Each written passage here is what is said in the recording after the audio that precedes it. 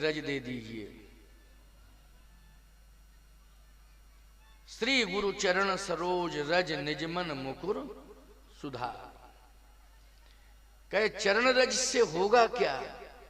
बोले बिना गुरु चरण रज के प्राप्त किए मेरी वाणी में मुखरता ही नहीं आ सकती। जब गुरु चरण रज मिल जाएगा तब निजमन मुकुर सुधार, वर्णो रघुवर विमल यश जो दायक फल चार। तब वर्णो रघुवर विमल यश, तब भगवान के विमल यश का वर्णन हो पाएगा जब गुरु चरण रज हम प्राप्त करके उसे पान कर लेंगे।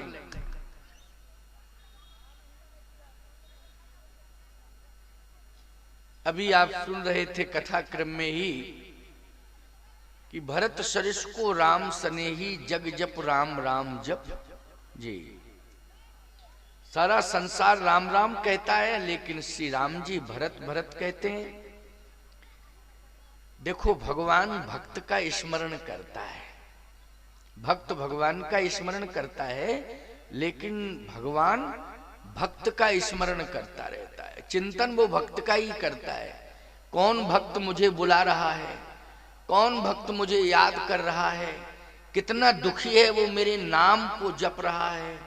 भगवान हमेशा यही चिंतन करते हैं और वो भक्त को निरंतर भजते रहते हैं। किसको भजते रहते हैं?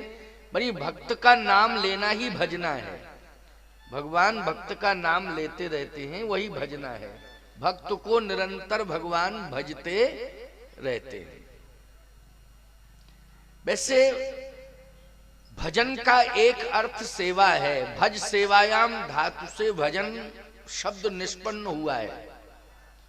एक भज सेवायाम धातु है संस्कृत में, तो इस धातु से भज सेवायाम धातु से भजन शब्द बना है। इसका मतलब यह है कि हम अपने हाथों से अगर सेवा कर रहे हैं तो ये भजन हो रहा है।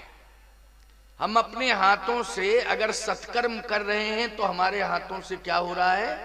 भजन हो रहा है। ये हाथ सेवा के लिए हैं, सत्कर्म के लिए हैं। निश्चित रूप से ये भजन हो रहा है इन हाथों से। वाणी से भजन करना भी भजन है। मौन होकर भगवान का ध्यान करते हुए भजन करना भी भजन है। लेकिन अपने हाथों से सेवा करना भी बहुत बड़ा भजन है। इसलिए इस सेवा रूपी भजन से किसी को चूकना नहीं चाहिए। सेवा करते रहो इन हाथों से। ये हाथ सेवा के लिए हैं, किसी पर उठाने के लिए नहीं। हाथ जब सेवा में लग जाता है तो उस हाथ को रघुनाथ जी पकड़ लेते हैं। समझ गए हो कि नहीं? और ये हाथ अगर किसी के ऊपर उठ जाता है तो याद रखना भगवान दूर हो जाते हैं। कहते हैं हाथ का दुरुपयोग कर दिया। हाथ जो है रघुनाथ के हाथ में तब पहुंचता है जब हाथ से सेवा होती है। रज की एक बड़ी बढ़िया बात याद आ गई है। अहिल्या जी ने भगवान की चरण रज प्राप्त की। संत ने कहा, विश्वामित्र जी ने, गौतम नारी शापवश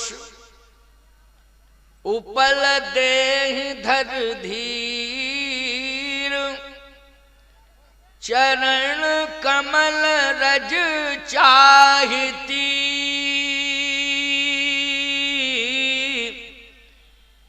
कृपा करहु रघुवीर। ये चरण रज चाह रही है, इसको थोड़ी सी आप चरण रज दे दीजिए। जो भक्त होते हैं वो रज ही मांगते हैं। केवट ने क्या मांगी थी भगवान से? रज। केवट ने क्या मांगा? रज ही तो मांगा। केवट ने कहा, जो प्रभु पार अवश्य गा चहऊ,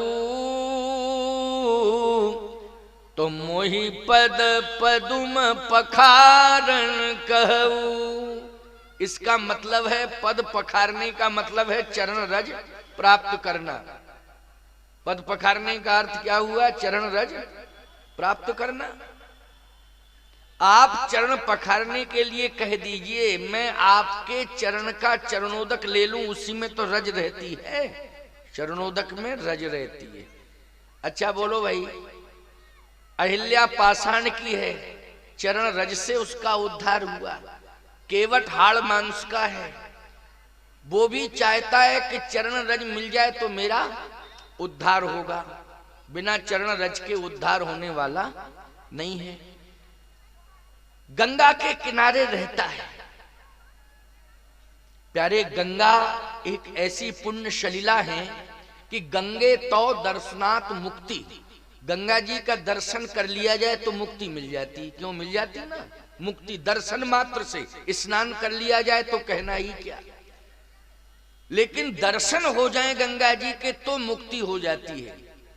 लेकिन केवट कहता है कि आपका चरणोदक लेकर के मैं मुक्ति प्राप्त करना चाहता हूं। वस्तुतः अगर विचार किया जाए तो गंगा भी भगवान के चरण का चरणोदक है। क्यों भाई? गंगा क्या है? भगवान के चरण का चरणोदक है। विष्णु पादोत्कम, भगवान विष्णु के पद नख का ये रज है। भगवान के चरण प्रक्षालित हुए, भगवान के चरण ब्रह्मा जी ने धोए, कमंडल में जो जल आया उसी में गंगा प्रकट हो गई।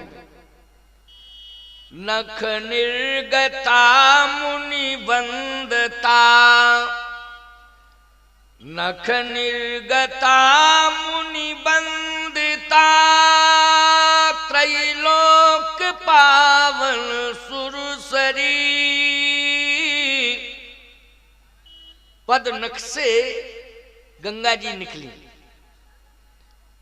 इसका मतलब है कि गंगा जी भी चरणोदक हैं भगवान की, लेकिन गंगा के समीप रहता है परंतु फिर भी चरणोदक चाहता है। बोलो, चाहता है कि नहीं? प्यारे, एक बात आपको बताएं, गंगा में आप स्नान करने जाएं और गंगा जी में आपने स्नान कर लिया, गंगा में जाके स्नान कर लिया, ये अलग बात है। लेकिन आपके माध्यम से गंगा प्रकट हो जाए तो अलग बात है। बोलो भाई, ब्रह्मा जी ने चरण प्रक्षालित किए, गंगा ब्रह्म कमंडल में आ गई। भगीरथ जी ने तपस्या की तो गंगा जी धरती पर उतर आई। वही गंगा जो है भगवान शिव की जटाओं में समाहित हो गई। और महाराज भगीरथ ने तपस्या की तो तपस्या के बल पर गंगा पृथ्वी पर आ गई, प्रवाहित होने लगी। लेकिन सत्य तो यह है कि जो काम ब्रह्मा ने चरण धोकर कमंडल में किया, गंगा को प्रकट किया, वही कार्य केवट ने भगवान के चरण कठौते में धोकर नई गंगा को कठौते में प्रकट किया। अब कल्पना करो, कहां ब्रह्मा और कहां केवट। बोलो, जमीन आसमान का अंतर नहीं है? कहां ब्रह्मा और कहां केवट। ब्रह्मा, याद रखना, सृष्टि की रचना करता है। बोलो भाई, वेदों का निर्माण करता है ब्रह्मा, वेदों की